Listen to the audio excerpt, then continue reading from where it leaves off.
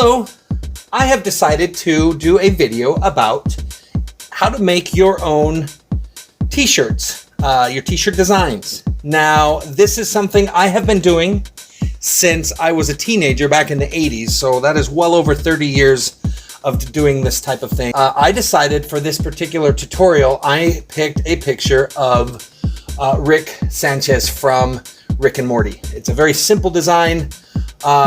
And so first of all, I bring it up on a computer of the picture that I want. And then what I will do is zoom in to the size that I want to make it. And here it is. I just zoomed it in. And then what you will do is take some tracing paper and place the tracing paper over the computer screen. Now in this case, I've already traced the picture out. It's a big piece of tracing paper. You can get tracing paper at art stores, and you can get it at Walmart. They usually have the smaller pads. So as you trace it, you'll trace the lines, and you'll notice that especially as you zoom in, your lines have thickness. Now you're going to be cutting this out of cardstock or a thick poster board type material. So as you will cut it out with an X-Acto knife or with a razor blade or whatever you have on hand, you will need to make sure the lines have a thickness to them. And so you're going to draw the outside of the line and the inside of the line, as you can see here, that the lines have a thickness. So it looks like a double line, and that will help me as I'm cutting it out to give thickness. Because remember, I'm going to be using spray paint. Paint is going to go in between those lines, and it has to have a thickness to it. Now, remember, as you are making this stencil, you need to decide, are you going to make a just black outline of the picture you're going to do, or are you going to add color? Now, the more colors you add to it, the more complex and the more possibility of error and making a mistake. And once you put paint onto the t-shirt, you can't erase, you can't delete and backtrack and redo. I'm going to do color, and at first glance you might think this image is very simple, and it is somewhat simple, but it has several colors. It has black, which is the outline. It has gray for the color of his skin. It has a light blue for his eyebrow and hair. It has green for the spittle coming out of his mouth, and then a turquoise color for his shirt that's under his lab coat. I know I can lighten blue, and I can add colors to try and mix them, and we'll see how that goes. Okay, the next step of the video is to clean up the lines. As you're tracing it on the computer, you'll find some of the lines are a little squiggly, and so you clean it up. What I find works is to take a pencil and just go back over all the lines and write pretty hard. So you're going to make a nice dark line over each one of these lines. Now, what you're doing also is you're loading this tracing paper with your pencil lead, because then what you're going to do is you're going to flip the paper over. Now remember, this is full of lead, your pencil lead. And then what you'll do is you'll put paper underneath it, like so. So, as you have put lead on the back side, so you notice I'm actually writing on the underside of the tracing paper. And I like to secure this on with tape so that it doesn't move around. And then I like to take a ballpoint pen because it's finer and you can kind of see where you've gone. And then you are going to go around and go over the lines that you've made. Just to kind of give you an example here, you just go over. I'm just going to do a little bit of the eyes for the video. Okay. Okay, and then as I take this off, you'll notice that there are the circles. Next part is kind of the tedious part, and it takes some time and it takes some getting used to. And I use a simple X-Acto knife, and you can use a razor blade or you can use a box cutter, I've used all those things from time to time. Now cutting it is tricky because as you cut, see, I'm just going to cut this pupil out here.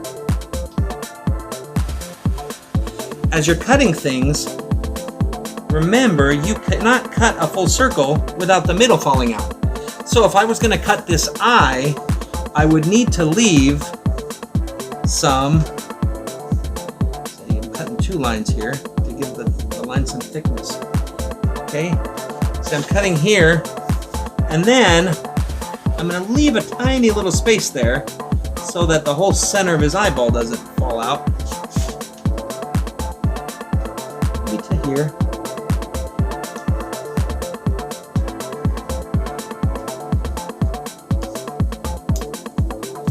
Okay. But as you do this, you'll find that as you see where you've cut it out, your brain doesn't really see those little spots, and your brain will just sees it as a whole circle. But I've left a space here, I've left a space here, and I've left a space here so that the center doesn't fall out. Always put a board or something underneath, because, and you can, I don't know how well you can see this board, it is all just cut, it has cuts and cuts and cuts and gashes into it because of all the stencils I've cut out on it. Because as you are cutting into the paper, your blade is actually going through it and it will damage any surface underneath. Okay, here is my original drawing, and I use that technique to trace it onto this big piece of poster board, and then I used my X-Acto knife and cut it all out, and then this is the finished product. And now this is black, so I will paint all of this black. And I could use this, that standalone would be fine, and I could use that. And you can see in the eyes where I've left little spaces. Same thing with the eyebrow, there's a space there, there's a space there, and a space there. Anytime there's a full circle, now these little drops on his chin are a little more obvious. Same thing, I can't cut a full circle without that middle falling out. Same thing with the little green slobber. And so this is the black. Now, that is just one color. Now this is the stencil. Now this is the whole silhouette. So this will be bleach. Now I can just do a bleach there, and you'll see it is a whole silhouette. Okay, from there I did white. Now the only things in white are his eyes and his lab coat. So if you can see that like that, so you have white for his eyes and then white for the lab coat. And then I decided to do blue. Now this is the blue for his hair. It's also, so you've got a little piece of hair, his eyebrow. And then I decided to put in, on the same stencil instead of making separate stencils because it's just a tiny little spot, the green for his slobber and the turquoise for his shirt. And I'll just, as I paint the hair and the eyebrows, I'll cover this part up, and then when I go to cut this, I'll cover everything else up, and then when I do the turquoise, I'll cover everything else up except that. And then the only thing left is gray. So his skin is gray, and so as I do the skin, I cover up the white for his eyes and then and his eyebrow. And I have left this, so this green, the green part for his slobber, trying to leave a little island in the middle was going to be a little bit tricky. So I'll try and compensate for that as I'm painting the green, put maybe a little extra white as I do that. And it's its own color, so it doesn't have to match anything else anyway. So from there, that is everything. So before we go to paint, just a quick showing of everything that we've done so far. Here is the original drawing that we traced off of the computer screen. This is black, the black stencil. This is blue, turquoise, and green. This one is the silhouette, and you only would use this if you were going to paint on a dark color and you wanted to bleach out the area first. This one's white, the eyes in the lab coat. This one is gray for his skin color. And we will start. Okay, we're now ready to begin our painting. First of all, choose a shirt. I will be using a navy blue shirt. I found it, I didn't have to go buy it. And so I will have to bleach first before I put the design on. Okay, you're gonna need, of course, your stencils that you've created. And I use plastic bags and newspapers to surround the areas so that overspray doesn't get on the shirt. I've also put down this is actually a packing blanket, put a tarp or something down to protect the area where you'll be working. You don't want to get spray on the floor or wherever you'll be working. You'll notice that there is paint all over this blanket because I've used it quite a lot. The paints that you'll be choosing, I would suggest if this is your first design to pick something simple, maybe just using one color like black. I'm going to be using multiple colors, and we will be mixing and matching because I didn't want to go out and buy a lot of the colors that I needed. I have a bag full of rocks. I use these rocks in the different sizes to weigh the stencil down to the shirt so it stays as flat as possible. I also you're going to wrap your shirt around a board or something to give it a nice flat surface so that the stencil can lay flat. Now for bleach, this is about a 75-80% bleach solution, and the rest is water. You'll find that bleach doesn't play nicely with spray bottles, and a lot of the spray bottles, if they're not made for bleach and strong chemicals, it actually will eat the spraying mechanism in there, and if it sits in there for longer than a few days, then after a while it won't spray anymore. You're gonna have to throw the bottle out and use something different. Pick an area that is well ventilated. I'm in my garage. I've opened the door of the garage and I have a fan there to help keep air moving, because the gases that come out of spray paint are not fun, and they can make you sick very quickly and cause brain damage, and you don't want that. So let's get started. Oh, I also will be using, and this is optional, I have a heat gun. Now this heat gun is it's very inexpensive. I think I paid $10 for it, and it just helps in the drying process. When you're going to be applying multiple layers of paint, you can dry it almost instantly and not have to wait several minutes for an application to dry and have to before you spray on another one. Also, the clothes that you use, pick some old clothes that you don't mind getting bleach or paint on, because paint and bleach doesn't wash off, and so something you don't really care about. And you can use gloves. I choose not to use gloves, but I always get paint all over my hands and fingers.